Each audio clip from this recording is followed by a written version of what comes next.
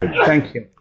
I was just in a very dangerous country. I was in Australia. I want to tell you, we can joke about it and laugh about it, but there was a big storm when I was there in Sydney. We were driving on the highway, and a tree was in the middle of the highway, blew off in the middle of the. And then I go to Melbourne, and Shabbos morning, we were told that there was a shul that was trying to torch, and there was a whole thing. Thank God I'm coming back to peaceful Israel, where Baruch Hashem, the weather is pretty the same. The weather is the weather is pretty much the same for 7-8 months, and so is the rocket situation the same. I don't know. Yeah, it would be nice, but it was a little bit too early this morning for us. 6 o'clock would have been okay. I don't know. But anyway, it's good to be back. And when Daniela asked me about the topic, so I was actually, I don't know what time it was. I was somewhere between Melbourne and Sydney, and I just told her a vague topic. I knew I would talk about something with this week's Parsha. I wrote down something like halachas that have to do with this week's Parsha. So I'll explain where I'm going with this. As an introduction, I will say that this week's Parsha, of course, is not a halachic Parsha. There's no mitzvah in this Parsha. There is a very interesting discussion that Chazal pick up about Kol Haboel Aramit Kanaim Pogimbo. The idea of Pinchas, was he allowed to kill in the act itself of what happened there between Zimri and the whole story there of road days.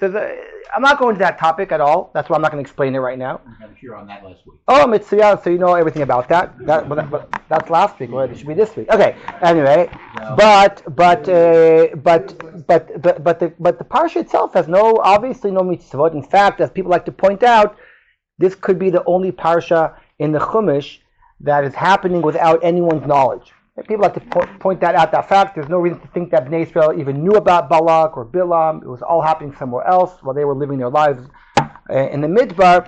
And it's really nothing. There's nothing Jewish as if is happening of significance, and therefore there's no mitzvot and no religious as if meanings to the brachot. And yet, Chazal do associate some of the verses, the phrases that Balak is mentioning to somehow blessings to do with mitzvot. Did I say Bilam? I said Balak. That Bilam, thank you. Bilam is using certain phrases that, although pshat, they have nothing to do with mitzvot, Chazal do attach some religious meaning to the so-called brachot, which were supposed to be curses. And one good example is, which we're not going to talk about today, is it's very, this year more than any other year, everyone's going to quote this week's parsha, Karashachav Ke'aryeh Ke'lavi Uchmi Kimeno, the idea of a lion awakening, very apropos right now for what happened this month in Israel. Chazal attached the mitzvah of Kriyat Shema to waking up in the morning and like a lion. Now, by the way, just the Shulchan Aruch said, right, that's how he begins. He's supposed to wake up like a lion. You ever see a lion wake up? They're the sleepiest animals that exist. They're always sleeping. So I don't know how they wake up exactly because they're always sleeping. But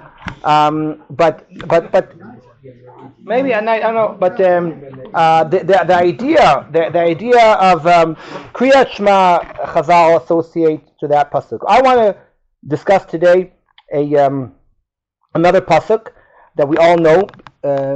Some of us, some tzaddikim even say it every morning before davening. Matovu ohalecha Yaakov, mishkenotecha Yisrael. The pasuk that is mentioned in this week's parsha as a bracha. The pshat, of course, is talking about the tents of Israel, the tents and the houses of Am Yisrael. You could now give any drasha you want. Some people talk about how the windows and the doors of the tents of Israel were not made facing each other, so therefore there be more tzniut, which, by the way, does lead to a very interesting halachic discussion. Baba Basra, the whole beginning of Baba Basra, is all about hezek riyah, the idea if whether or not we consider damage of seeing someone else's property or someone else's life, is that considered something of a damage? If you build the Gemara, for example, argues that neighbors must, by Jewish law, build a wall between two courts, because people in their courtyards do their private they do their private whatever they do there, and a person should be able to the minimum kind of requirement for a person's privacy should allow him to be not seen. And if you are going to see him, then that's considered a damage, mamash, a damage, hezek, or not, and that's a sugya. So this actually does have something to do with this idea, matovu alech Yaakov. But Chazal took this to the idea of a shul and a Batei Midrash. Matovu alecha Yaakov mishkanotecha Yisrael, as if this is a blessing of a bracha of the Batei Knesset and Batei Midrash of the Jewish people. Matovu alecha Yaakov mishkanotecha Yisrael. And there's a Zohar in this context that says, Kama chavivin inon Yisrael, how chavivin, how beloved are Am Yisrael, Kamei Kadosh Baruch Hu, before Kadosh Baruch Hu, the Bechol Atar, that in every place, the Inun Shayan, that we live, that we come to, Shayan Kadosh Baruch Hu, Eshtikach Binayu, we somehow, the Kadosh Baruch Hu dwells amongst us. And you look in the second line, in the pasuk that they quote, Vasuli Migdash, V'shachanti Betucham, that the Zohar really says that any place that Am Yisrael comes to, and we build a shul, then that is like a Migdash, that we allow Kadosh Baruch Hu to live amongst us, just like the Migdash, God lives amongst us, and that's really the idea of a shul. I would like to use the opportunity, and I'm not saying it's like a pshat of this week's parsha, but it's just an opportunity to talk a little bit about Kedushat B'Knesset, and we'll see how much we can talk about halachot that do come up today about Kedushat B'Knesset. So let's start from the phrase Kedushat B'Knesset. This phrase suggests that a shul has kedusha. Now, my Abba, alav shalom, used to teach me that the word kedusha, based upon Rav Soloveitchik, that the word kedusha is used very loosely, usually in the world of machshava. Right? People say, "Oh, I feel kadosh. This is kadosh. That's holy." What does that mean? I don't know. I don't know what that means. But in halacha, kedusha is a term, is a phrase that has halachic meaning. Kedusha obviously means something that's separated. Whatever I have, let's say, a lot of vegetables and fruit, and I say that these fruit are kadosh. Let's say they have kedusha shvi'it, the kedusha of shmita on them.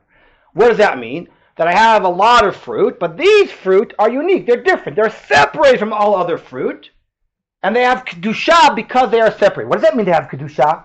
What does that mean? I touch them, I tingle. They have some light coming out of them. What does that mean? That they have kedusha. So I'll share with you a very simple way of always defining kedusha. Kedusha always translates into halachic isurim. The more something is kadosh, the more than an isur. It's very simple. If I say right now that Beit HaMikdash, Har HaBayit has kedusha. What does that mean, that kedusha? It means that I can go now anywhere I want in Yerushalayim, but up to Har HaBayit, I'm limited. And if I go there when I'm tameh, I'm doing an isur. And if you want, and what's the Gemara says that there are 10 kedushot in this world of places. It's a Mishnah. Eretz Yisrael, Yerushalayim, Har HaBayit, Azara, Kodesh, Tol Kodesh HaKodashim. What does that mean that there's Asara Kedushot? What does that actually mean? It means that for every level of Kedusha, there are certain Isurim that apply. And the more something is Kadosh, the more Isurim it has. So if I say that these fruit have Kedushat Shvi'it, that means that you can't throw them in the garbage, for example, because they're Kedusha. Now, I'll use, by the way, the same concept I'll use for Kiddushin. What does it mean, the Kadesh Isha? To marry a woman. It means to separate her from everyone else. Anyone who went to yeshiva and learned Kiddushin, as if, at least in the old world, where they actually taught like the daf, right? So you learn from the Rebbes always used to like to say, what is Kiddushin? What are you doing? What are you doing by Mikadosh women? You are making your usr. So the Gemara says, you're making your usr. It's not very romantic to say you're making your usr on the world. By giving a woman a ring, you are separating her from all the other women. That's the idea of Kiddushin. You're making your usr. Before that she was muteret. Now she's asura. Again, not very romantic, but halachically you could explain the phrase Kedusha. So Kedusha, do you know the Rambam has a book of Kedusha? What's the book of Kedusha in the Rambam? It's Halachot Yisrei Bi'ah. It's Halachot Machot Asurot.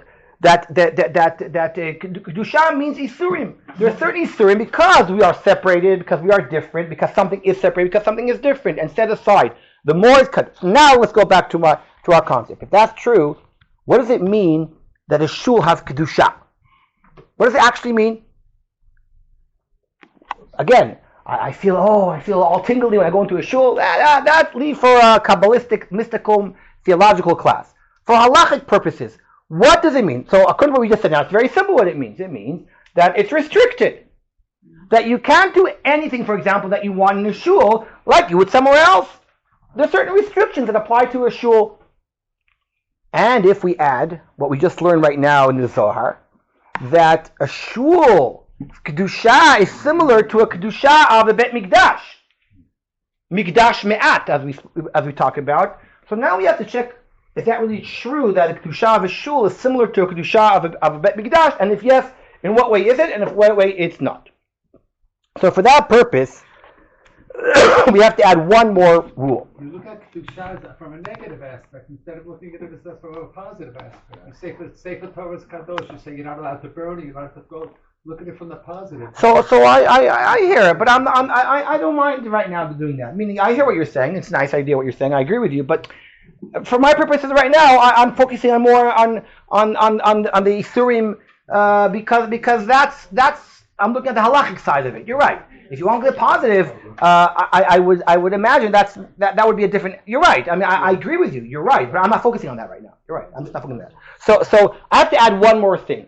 This is not 100%, but I think it's very true. Again, I heard this from my father, from Rabbi Soloveitchik, that explain one more issue here that has to be understood, which is almost everything in this world that's kadosh. No, I won't say almost. Everything that's kadosh in this world is my son just had okay, I'll just write it. My son just had a matkonet in mathematica. Hope he's still okay. Okay. Everything in this world that's kadosh is man created. Everything that's kadosh was done by man.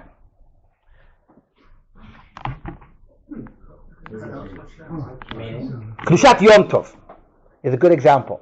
You'll say Kedushat Shabbat, right? So Kedushat Yom Tov is we decide when Yom Tov is, correct? What is the idea of Kedusha Shabbat? So Rav Soloveitchik will say that's why we say Kiddush. There's a famous Yortet Shir of the Rav in which he mentions that he finds there's a Yerushalmi that says that even on Shabbat, we don't pass like this. We say Baruch Atah Hashem Mekadesh Yisrael v'Hashabbat, like we do on Yom Tov. It could be that this would explain why do we make Kiddush Friday night? If Shabbat is Kvua v'Kaima, the Gemara says Shabbat, unlike Yom Tov, is Kvua v'Kaima, which means we have nothing to do with it. Because Baruch Hu creates Kedusha of Shabbos. Correct? So if that's true, why do we make Kiddush? The answer is that everything that is Kadosh, man has to be involved in the process. Now this is more of a theological idea, I think. But there's one more rule that I think is very important for us, and this will be a key to understand what we're talking about today, which is that almost always Kedusha has to do with Torah. Torah. It's the Torah that creates Kedusha in the sense that Kadosh Baruch Hu's as if manifestation in this world is through Torah. How do we bring HaKadosh Baruch Hu into this world? Through the Torah. There's only one thing that's really Kadosh, and that's HaKadosh Baruch Hu, in a theological sense. HaKadosh Baruch Hu appearing in this world by the Torah is how Kedusha is created. And now I'll explain what I mean. Because hopefully you'll agree with me as we're about to explain. Look please in the Gemara, in the second source, in Masechet Megillah. Tanu Rabbanan. I think I once spoke about this once before, in this year. Tashmishei mitzvah nizrakin, tashmishei kedusha nignazin. What does that mean? The Gemara says that there are two types of vessels. Tashmish is a vessel of kedusha, of mitzvah, and there's a vessel of kedusha. And the Gemara says there's a halacha difference between them. Halachic difference. A vessel of a mitzvah, when it's finished, you can throw it out in the garbage. Nizrakin. However, tashmishe kedusha, you have to do gniza. You have to bury it in the ground. Now, what's a vessel of kedusha and what's a vessel of a mitzvah? So the Gemara says, I'll give you examples. Tashmishe mitzvah, sukkah, lulav, shofar, tzitzit. All those, when the mitzvah is finished, what do you do with it? You can chuck it in the garbage. Yes? Yeah. The modern poskim today say it's not very nice to put your old tzitzis in the garbage with the diapers of your neighbors. So put them in the bag and tie them. It's not respectful. But halachically, there is no need to do that. People have a minhag to burn the lulav with the chametz, etc. Put it again. These are nice minhagim, which I'm not challenging right now. But halachically, there is no kedusha in a sukkah or lulav. Maybe when you're using them, you have to have a respect towards them. But after the mitzvah is finished, there is no halachic status to the vessel. However, the Gemara says, Tashmishei kedusha are tefillin, mezuzot, but even a tik shel Sefer Torah. A tik, the cover of a Sefer Torah, has kedusha in it. For men, the box of tefillin, the tefillin box, that plastic box, has kedusha in it. And therefore, ritzuot, the strap of tefillin. Therefore, if they're torn, if they're broken, gniza. We have today a huge problem today in the world of gniza. It's everyone today puts their 5-year-old kid's notebook from Chumash Shir into at the end of the year. They put up the world can't. The amount of gniza and the Parshat Shavua sheets have created a major problem because every Tom, Dick, and Shmerel today write the Parshat Shir on a thing, right? And then at the end of Shabbos, shuls have piles of piles. I remember that in camp where I go to camp. I'm going next week to Camp Stone. So years ago, Chicago used to send to Camp Stone their gniza to be buried. And on Tisha B'Av, they had this big ceremony. They brought a tractor. They dug a hole in the forest, and they dug. But then they couldn't do that anymore because they're sending trucks and trucks and trucks of gniza. It's a very different world today, which begs the question: what can you do today with these things? It's a different question. But there's something that really need to be done in putting gniza, Sefer Torah, tefillin. What's the definition of a mitzvah? These are examples. But what's the definition? The answer is very simple. Torah. Whatever has Torah in it has Kedusha in it. A mezuzah, tefillin, and Sefer Torah have Kedusha. Shofar, lulav, tzitzis don't have Sefer Torah in them. Only Torah has Kedusha. It's a Gemara, Pshat Gemara. Nach is part of Torah. Was he part of Torah? So Rav Shechter, in the name of Rabbi Soloveitchik, once pointed out that perhaps this is the reason why every Jew is buried in the ground. What's gniza? Burial. Gniza is burial. Because every Jew is kadosh. What makes a Jew kadosh? Because every Jew is connected to Torah. When we talk, this is already the Ramban says this idea, the Ramban, Torah to Adam already says this idea, that the reason why we bury Jews in the ground, every Jew has a Kedushat Yisrael. But what is the source, according to this, of Kedushat Yisrael? The source of Kedushat Yisrael is that every Jew symbolizes a letter in the Torah. That's a famous idea, that every Jew is connected to Torah. The Kedushat of Torah that we have as if is what gives us Kedushat Yisrael, and therefore we're no different as if than a Sefer Torah or Tefillin. that when they're chas v'shalom finished, torn or broken, we bury them in the ground. I don't know if anyone here ever participated in a ceremony of burying Sefer Torah. Did anyone ever? When they have fires, so they have this whole tekes of burying them in these cheres. These cheres is the clay. These clay pots. I'll just tell you a personal story about this. Some of you knew my father. So years ago, my father used to go a few summers to America sometimes to camp, also in America, Camp Moshava, I.O. He did some summers there in the Bet Midrash. And during one summer, the rabbi there came over to him and said to him, asked him if he would look at the Sefer Torah that is very old, what to do with it. And my father said, this is a very old Sefer Torah. I don't think it pays to fix it. Sometimes you got to say goodbye. Sometimes you got to, like humans. Okay. So the guy said, what should I do with it? My father said, the halacha is you should bury it with a Talmid Chacham. So it says in the halacha, you bury it with Talmid Chacham. The guy said, fine. Years later, when my father was very sick, I get a phone call from this rabbi who told me this story, and he asked me permission to bring the Sefer Torah to Israel. He said, when your father dies, the day he dies, let's bury it with your father. My father was very sick. It was just a matter of time. I said, fine. And then I forgot about it. And on the day of my father's Petira, he called me and asked me if we wanted to bury it with my father. So I had no idea what to do. We called up the head of Chevra Kadisha of the country. There's a posek that he's like and he said it's very complicated. You have to bring clay pots, and it's a whole big thing. I'm still waiting to think about what to do with it. It's still in my mind somewhere, but we didn't actually do it. But there's a shemidah of burying the Torah with a Talmid Chacham. So I think that really shows the connection between Torah and Kedusha. Did you? I didn't do it yet. No, it's still in my mind. I don't know. It's somewhere. Yeah, he has it here in the country. I don't know why. It was all very emotional, the whole thing. But maybe one day we'll get to it. I don't know exactly the halachas about this. I'm not very familiar with it. Anyway, why am I saying all this? Because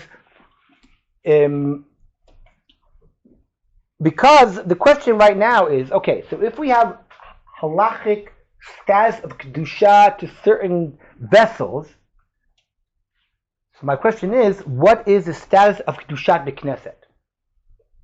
When we say a kshul is kadosh, now is that the shmishei kedusha,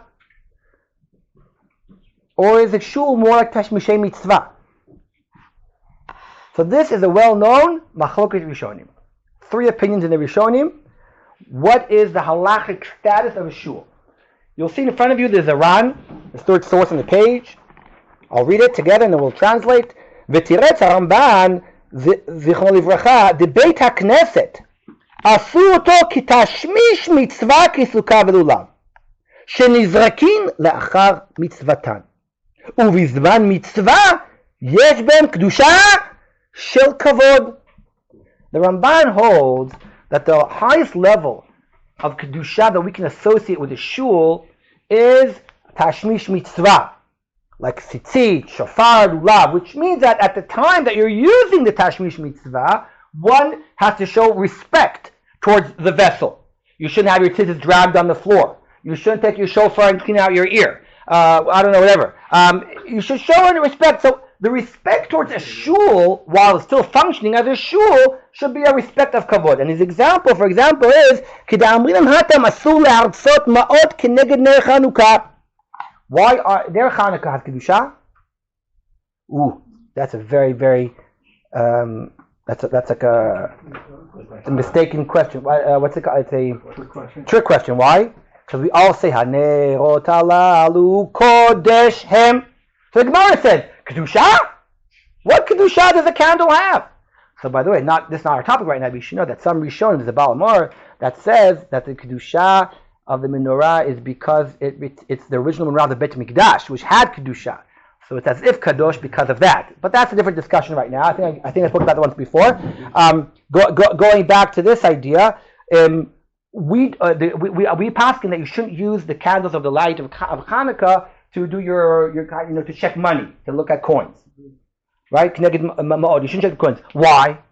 There's no isur. It's disrespectful. Disrespectful to a mitzvah. So the Ramban says anything that we say that you shouldn't do in a shul, the most I can tell you is that isur is like using tzitzit and a shofar and a lulav in a disrespectful way. But we don't even learn Torah by in there of Hanukkah. A mitzvah, you mean? A mitzvah, maybe we can do, yes, but not chol. Oh, so that would, for example, we would translate that. Someone just spoke. Can you? What can you do in a shul besides davening? There's a very powerful tshuva of the Sridei Ish. So the Sridei Ish has a tshuva, as you know. Rabbi Weinberg was a Holocaust survivor, and he lived in Germany before the war, and he has some of his tshuvot are about when the Nazis came into power before 1939. And one of the questions that he discusses is that the Nazis, the Germans, did not allow Jews to gather in any other place in the beginning except the shul. Shuls were still open, but any other gathering was asur. So now the question was, the community was asking the rabbis if they can use their shuls for meetings, for chol. Even to have, if I'm not mistaken, I think his tshuva specifically was about having a orchestra play, having a concert in the shul itself, in the building itself. And he talks about this. So this would be a good example. Can you use a shul for another function? Is that considered bezui mitzvah or not? People talk about eating and drinking, using shuls for other purposes. Getting married in a shul, as you know, in Chutz La'aretz, in Israel, it's unheard of. In Israel, it's unheard of getting married in a shul. Even though I was once in a shul in Israel, in the great synagogue. But as you know, the great synagogue is a Chutz La'aretz shul anyway, so it's not considered. But I've never been to an Israeli wedding in a shul. But it's almost unheard of. I mean, have you ever been to a shul? But in Chutz La'aretz, have you been? In shul, in England, it's very common, I know, to get married in a shul. In South Africa, it's common. I don't know in America. I've been to one wedding in my life in America, so I don't know. But shul in Teaneck, in many weddings. Many in the shul. The chuppah is in the shul. Yeah. No, I'm not talking about the basement. I'm talking about in the sanctuary itself. Okay, so. Well, that's a different question, by the way. That's a good question. That's another question that I'm not going to right now. That's a good question.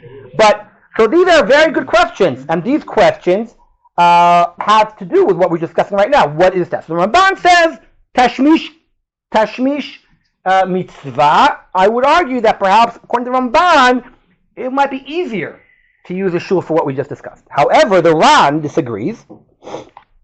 If you go to the Ran, he disagrees, and he says on the bottom line. Now let's skip the whole paragraph, and you see much the last line of the Ran. Lefikach nireli the Beit HaKnesset b'tikvatai, and similar to it, kevan she'ikaro asui lomar b'davar sheb'kedusha. We pray in a shul the dvarim sheb'kedusha. Hitilu bo chachamim kedusha midivreihem. Says the Ran, I think it's the next level.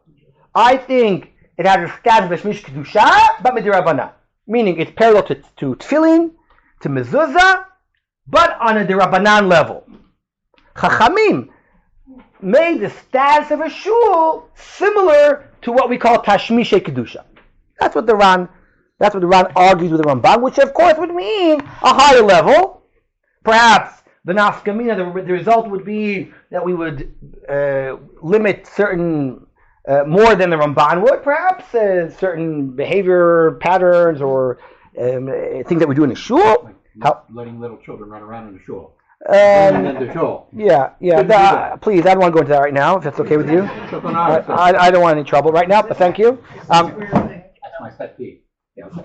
Is that whole? I mean, there was always a minhag that if a shoe was being sold, they would only try to sell it to another person. Right. So we'll get to that also. That has to do with that question too. Of course, selling a shul, of course, is part of the questions that we're going to use. That this would be a nafkamina. However, what's important to, if that's the Ramban and Ran's opinion, it is quite unbelievable to see that the Rambam has a third shita, which is quite extreme. Again, the Rabbi Soloveitchik points this out. If you look in and it's also the Yeraim, by the way, it's also the Yeraim shita, not only the Rambam. Sefer Yeraim says this, but in the Rambam, who is a little bit more famous than the Yeraim, will point out that the Rambam probably understood that a shul's status is kedusha mideoraita. Meaning, the Rambam probably understood that a shul is be'emet mikdash me'at. And it derived its kedusha like a bet mikdash. Now, it's very nice in theory. What does that actually mean? Well, first, before we explain it, let's see it inside. In the Rambam's list of mitzvot, in mitzvah samechei, the Rambam writes that the mitzvah of lot, it says abei ta'abdun kol lo ta'asun kein la'Hashem Elokechem. Parshat Re'eh, my permission Parshat, that's why I know it. The Torah says you have to destroy avodah zarah. Lo ta'asun kein. You're not allowed to do that for HaKadosh Baruch Hu. You can't destroy the Beit Mikdash. It's an Isur D'Oraita. Says the Rambam, when he counts this mitzvah and defines it, listen to his words. The Rambam says, Shelo la'abed bet hamikdash ubatei knesiot ubatei midrashot. We all were brought up to be very aware of each and every word of the Rambam. The Rambam, in his definition of the D'Oraita Isur, includes batei knesset and batei midrash. On the same line of a bet mikdash, he brings bet knesset. And he includes it in the same line, which brought people to understood that according to the Rambam, a shul has a kedusha of a mikdash like Beit Mikdash. Now, theologically, how can we explain that? Very simple. Let's go back to what we said before. We said that in most cases, what is the source of kedusha in this world? Torah. So, what would be the kedusha? What would be the source of a mikdash kedusha? The Aron, Brit Hashem, with the Torah, the Luchot. If you think about it, it also makes sense. The Kodesh HaKodeshim, the holiest of holy, has an Aron. And inside the Aron, what do we have? Luchot. As if the whole Bet Mikdash is around the Luchot HaBrit. Someone's going to say to me, what about someone's Bayit Sheni? So if you look in the Rambam, beautiful. Diuk in the Rambam, again, Rosh Soloveitchik says this. Look in the Rambam says in Bayit Sheni, the Aron was buried in the mountain. Why does the Rambam say that? Rambam says we have a Masorah, we have a tradition, that the Aron wasn't in the Beis Mikdash, but it was buried in the mountain. Why do you say that? To explain that it still is Kedusha in the Beit HaMikdash, according to that opinion. So the source of Kedusha is the Torah. According to that, we can argue that what's the source of Kedusha of a shul? Sefer Torah in a shul. Sefer Torah in a shul is what creates the Kedusha of a shul. And according to the Rambam, it has a level of Kedusha D'Oraita. And that's huge, because if that's really true, then that limits what we can do in a shul. This is like a Kedusha parallel to Kedushat Mikdash almost. Therefore, we would take it much more serious, all the questions of how we behave and act in a shul according to the Rambam. So how does that define with Peirot? There's no Torah in... So I said almost. That's what I said to you before. That, look, Kedushat Eretz Yisrael, I once spoke about this before. Kedushat Eretz Yisrael, how does Eretz become Kadosh? Yeah, okay, so that's Kedushat Eretz Yisrael. No, I'm asking, how did Eretz become Kadosh? No? How did it become Kadosh? How did Eretz Yisrael become Kadosh? Given by God. The kibush, conquering the land. How do we conquer the land? They kill the enemy. What goes into battle? The Torah goes into battle. The Aron, Brit Hashem goes into battle. The Torah goes into battle. Everywhere they went in Sefer Yoshua into battle, they went with the Aron, with the Torah. What? Nachon, why? Nachon. B'Kedusha Shniya, I have it first. No. Okay. Said it. But that didn't do with what I just said. What about Kedusha Shvi? He said that they captured. They captured, but once it captured, With the Aron. Nachon. But once it was captured back, the Kedusha, it goes away. Rabbi Soloveitchik, in one of his beautiful yahrzeit shiur, this is a vort, but it's so beautiful. He says Kedusha Rishona was done b'imei Yoshua b'kibush. The Rambam says that's the Torah that was taken around, and the Torah made land of Kadosh. By Cheney, Eretz Yisrael became Kadosh again in the days of Ezra. Where's the Torah then? It says that's Torah Sheba'al Peh. Ezra brought the Torah Sheba'al Peh, and that's what Chazaka means. When you build, it's a beautiful idea of the Rav. I know it's a bit of a vort, but it's a beautiful idea that he wants to argue, like we just said now, that Torah is really what creates Kedusha. So again, it might not be in each and every case, but it seems to be quite strong in this case that the source of Kedusha is really from there. I brought a Gemara Megillah here after the Rambam's mitzvot. This is a good example of certain laws that apply to a shul.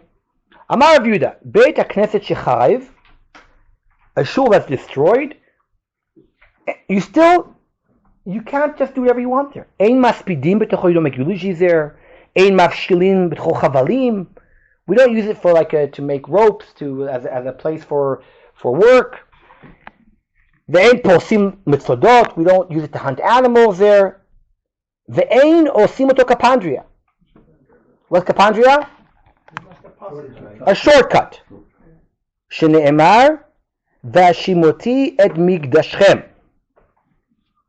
Torah says in Vayikra that one of the terrible things that will happen to us, v'ashimoti et migdashchem, and Chazal say, even after it's desolate, it still has Kedusha. The Gra, well, this is a famous Gra. The Gra said, how did the Gemara get that conclusion?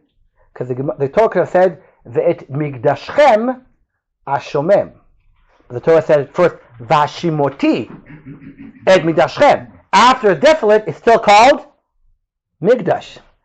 There's still Kedusha after desolation. Got it? It's a cute little vort of the Gra. Why was this masbidim? We don't do espedim in the shuls, by the way, only for Talmidei Chachamim.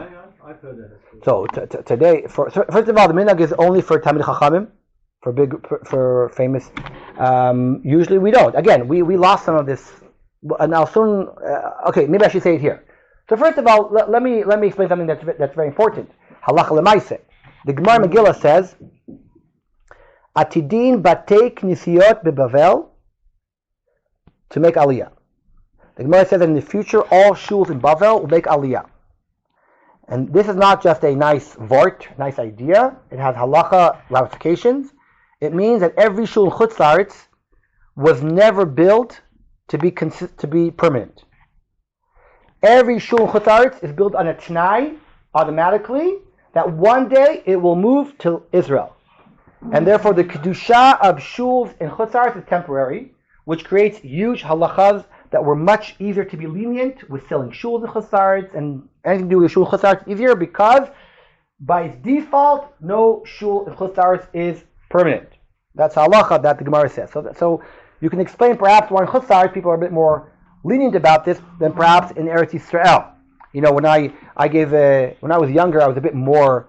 When I was younger than I am today, I was a bit more like, I could say what I wanted more, less politically correct. So I was 20 years ago. I was a Rav of Bnei Akiva in the UK, and I was also a Rav of Shul. We started a community there in Hendon called Alei Tzion, and they asked me to be the rabbi of this new shul, and I said, I don't know. How can I came to England to, I didn't come to be a rabbi of a shul to start something new. I came to, so I got up in the community. My first drasha in the shul was, I said to them, I came to close down shuls here, not to open new ones. So I said, what is my heter of being a rabbi of a shul here? So I said, this Gemara is my heter. The Gemara says that Atidim batei knisiyot to make aliyah. So this shul, I'm telling you right now, as my beginning speech, I said, this shul, I'm only my heter to be a rabbi of shul because we are going to make aliyah. This whole shul, one day, will make aliyah. You know the shul. Many did. It was called Alei Tzion. Alei Tzion, that was the name of the shul. Many did. make aliyah. So this idea that all shuls make aliyah has halach ramifications to such a thing, to such an idea. But, and here is what I want to challenge. Wait a second. If a shul, according to the Rambam, is really parallel to a Bet Mikdash, but that's not really true. Because we don't treat a shul like a Bet Mikdash, and yet we find certain halachot in a shul that like a Bet Mikdash, and some we don't. Where do we really see that very explicitly? In the Gemara on the bottom of the page, Masechet Brachot. The Gemara in Masechet Brachot tells us that there are certain halachot that are parallel between a Bet Mikdash and a shul. And there's some that are different. For example, we just read that you cannot make a shortcut in a shul, which is a halacha of the Beis HaMikdash. You can't use a Bet Mikdash. However, if anyone here, if you don't want to, you don't have to tell me if you don't want to, but did anyone ever go up to Harabait here? Anyone? Oh, I went up to Harabait too. Okay? Yeah, it's like an A. My name's Aviad, and I went up to Harabait. So I went up to Harabait, and I think it's a wonderful thing to do. I think that you have to do it with a lot of guidance, which I did at the time, and not just go look on randomly. It's something that's very meaningful and very whatever. I'm not talking about this right now. But as you know, you can't walk on the Harabait with shoes. You can't walk with shoes on Harabait. Last time I checked, we walk with shoes in a Beit Knesset. So the Gemara is asked. The Gemara also says you're not allowed to spit on the floor of the Bet Mikdash, but you're allowed to spit in a shoe on the floor. What does that mean? I don't think it means like to spit like some people do at Aleinu Shabeach, which is a minhag. If you've seen some, you know what I'm talking about? Yeah, people know what I'm talking about. But I'm talking about. I think they're talking more about sneezing.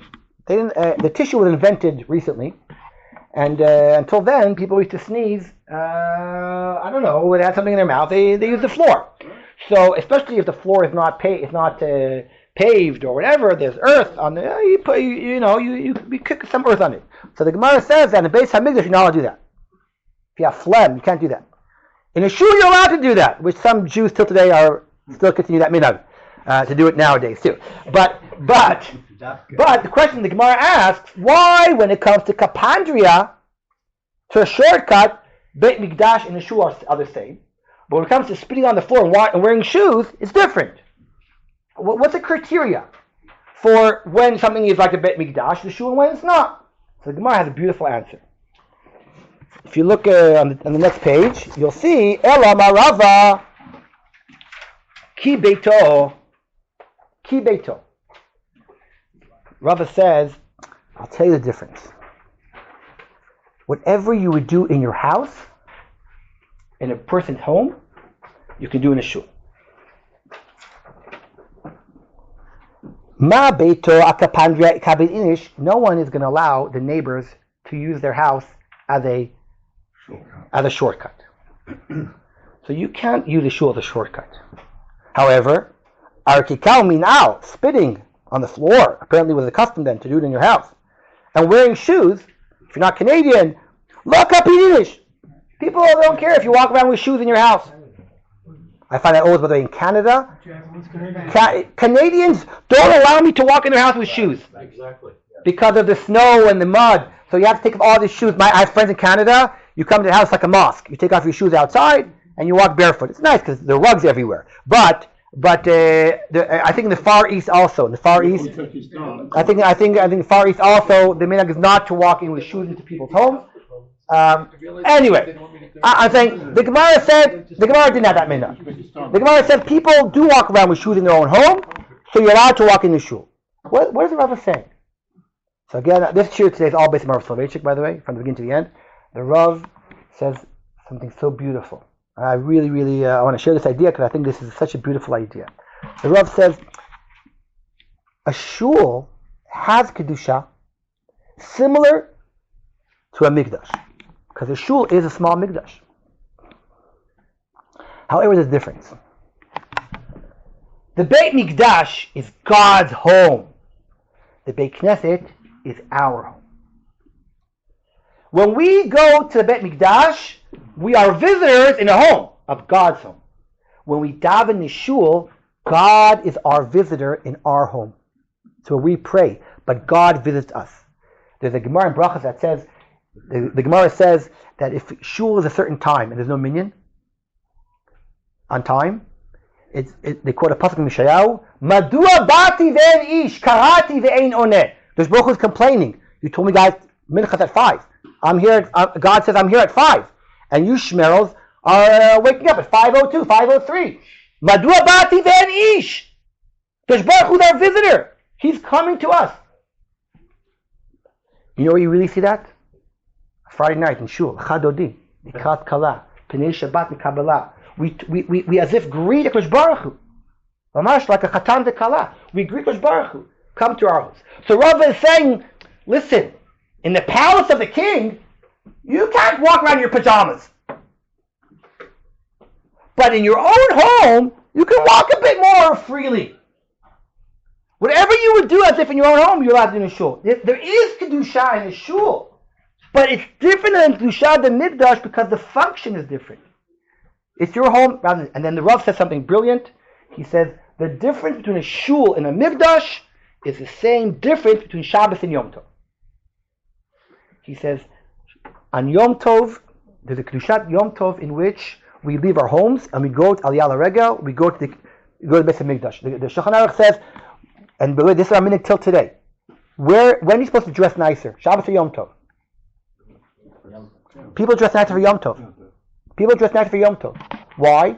Because when you go to the king's palace, if you're invited to Buckingham Palace, you're going to put on a new suit. If the queen comes to visit, or she's dead. If the king comes to visit you, right?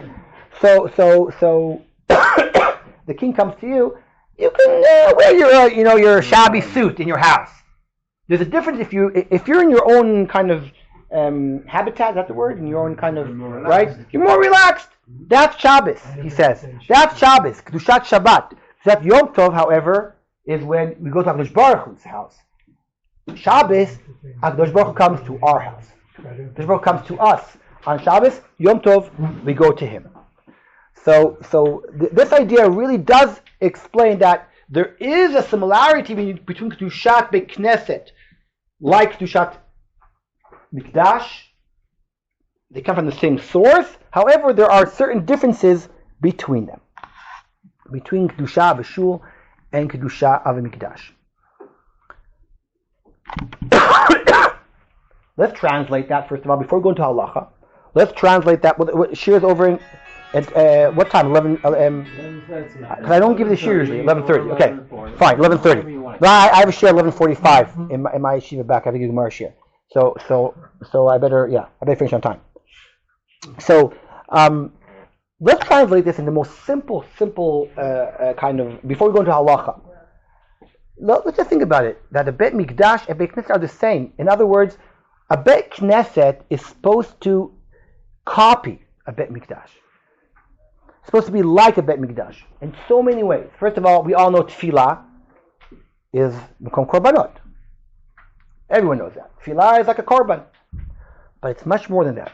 What do we have in the shul? Everything about a shul, everything, comes from Bet Mikdash. Everything. We have, of course, the Aron with the Sefer Torah. Is it Aron Kodesh with the Luchot? We even have a Parochet. We even have a Ner Tamid.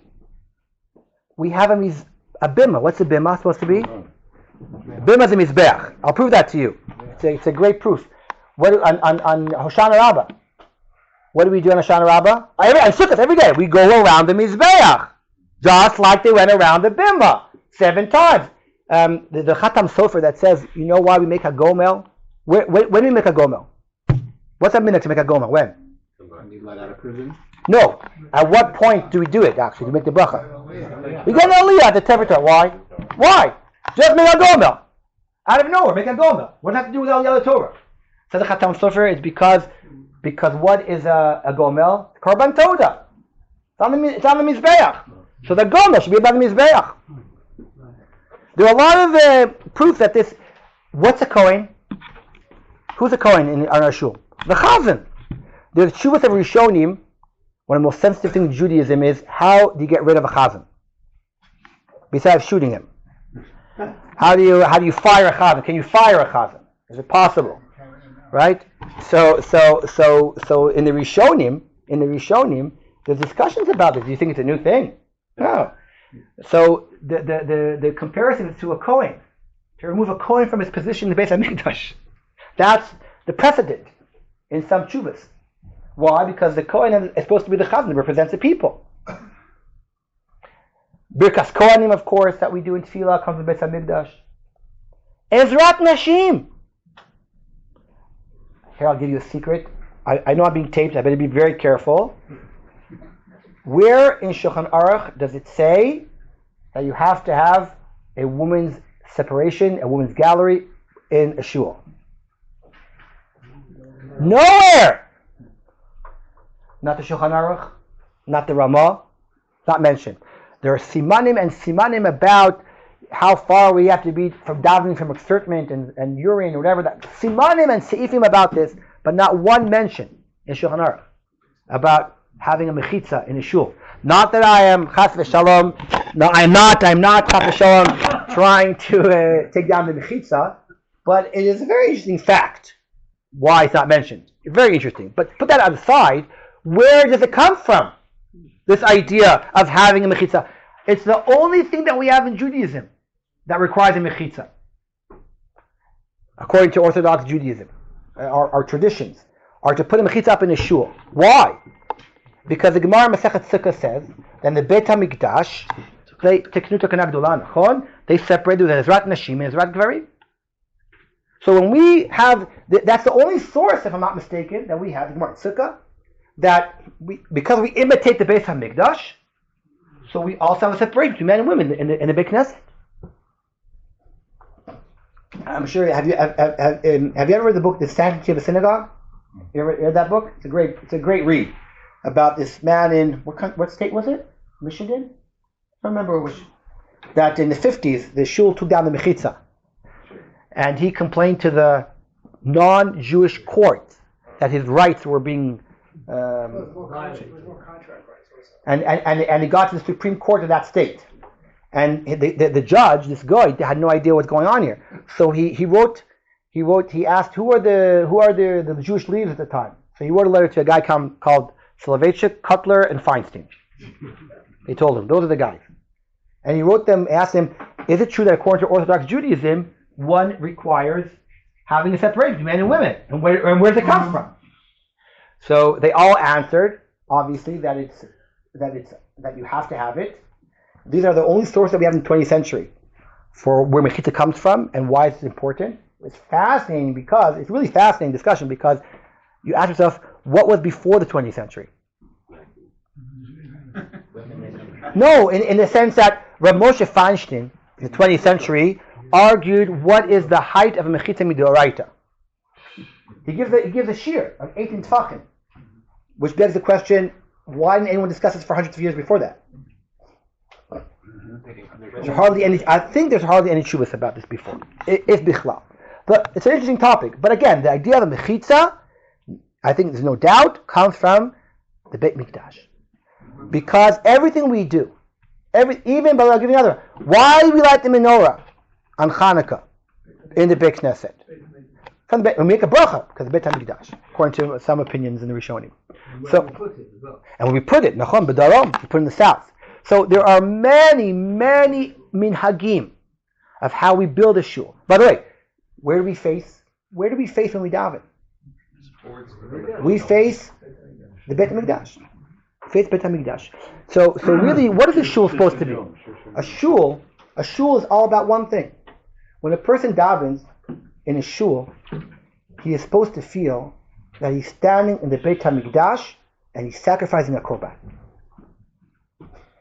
It's like Pesach night, right? We play all these games Pesach night. Why? To make us feel that we're leaving Egypt.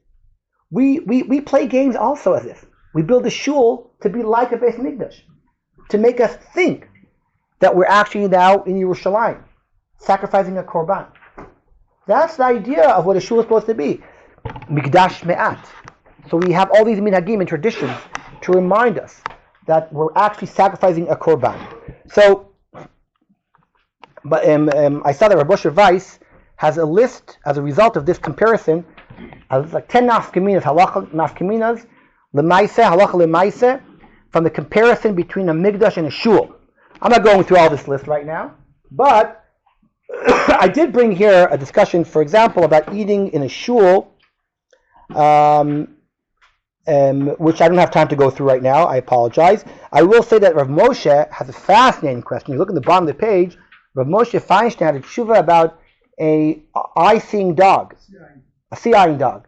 If you can take a sea-eyeing dog into a shul, and he says, right, is that not a kavod for a shul? He said it's mutter. I said to you, it's really this question. Many people discuss about eating and drinking in shuls. Many say no. Many say no. Many say no.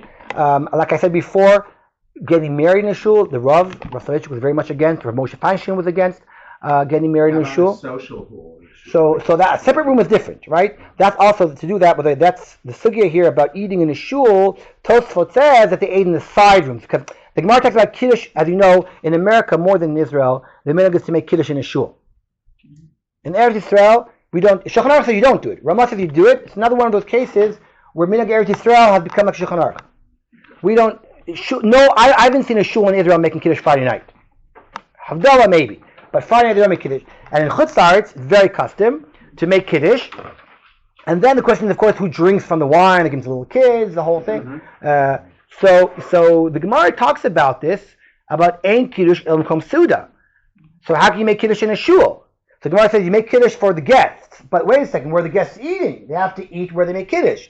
So the Gemara says they ate. Do they eat in the shul? How can that be? They eat in the side room. So that's to do maybe with this question that we already see this dilemma already in the Gemara's period about eating and drinking.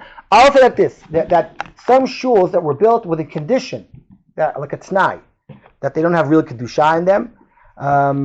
Like I said, in Eretz Yisrael it's a bit harder. It's more difficult to make that kind of t'nai because Eretz Yisrael is really kavua v'kaima. I will say that unfortunately when Gush Katif, the whole Girush happened in Gush Katif, so that was a big machloket. If anyone here has my book, I wrote a chapter about this, about an argument between Rav Lichtenstein at the time and the chief rabbi of Israel, whether or not we should destroy the shul. At the time, Rav Ariel and another rabbi said that we should not destroy the shul of Gush Katif and let the Arabs do what they do, but we cannot. And they quoted the Yereim and the Rambam that we just quoted, because the Raisa to destroy a shul. And Rav Lichtenstein said, with all due respect to the Rambam, the Ramban and the Ram that we just learned, things only the Rabbana. And he thought that it was better that we destroy it rather than the Goyim destroy it. There was a big machloket at the time between these rabbis of what to do. But it also has to do with the understanding of Kedusha of a shul. What is the status of Kedusha of a shul? Like I said, bottom line, it seems to be a machloket between the Ramban, and the Rambam. What level of Kedusha a shul has? The Rabbanan or right according to the Rambam. We discussed that the Chutz La'aretz have less of the Kedusha than Eretz Yisrael, and we said that when we do, according to the Rambam, when we have Kedusha like a Mikdash, even though it's like a Mikdash, it's not exactly like a Mikdash, because there's a difference between Kedushat Bekneset and Kedushat Mikdash, as we proved from the Kapandria of the Rava who says Kibeito. Tov, I really think that I'm going Bezrat Hashem next week to camp for the summer, so Bezrat Hashem, we should come together in good health after the summer. That Hashem. It's not uncommon in England. I've seen it more than once, where a shul is converted into a social hall. Yes. Right? I've seen that many times. They make kiddushes and everything. Yeah. I don't know what that status is of that one. Oh,